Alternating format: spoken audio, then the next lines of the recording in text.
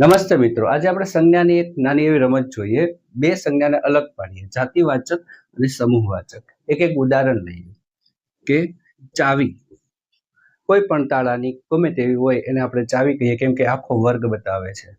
સમૂહમાં એનો એક જેવો શબ્દ લઈએ, જુડો. જો બંને સમાન અર્થ દર્શાવતા શબ્દો હોય ને એવું લાગે છે, પણ સંજ્ઞામાં ફરક છે.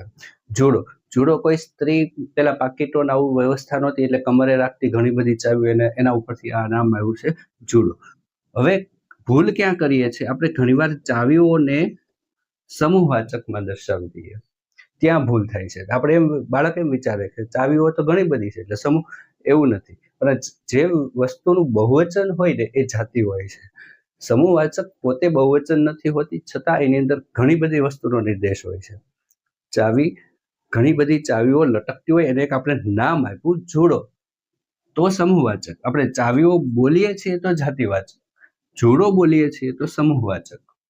જ્યારે આપણે લોકો કહીએ, લોકો તો જાતિવાચક, ભલે બહુવચન નહીં, બહુવચન જાતિવાચકમાં આવે. પણ આપણે ટોળું કહીએ, એના માટે આવો શબ્દ વાપરીએ તો સમૂહવાચક થાય છે. તો આ વાત ધ્યાનમાં રાખવી.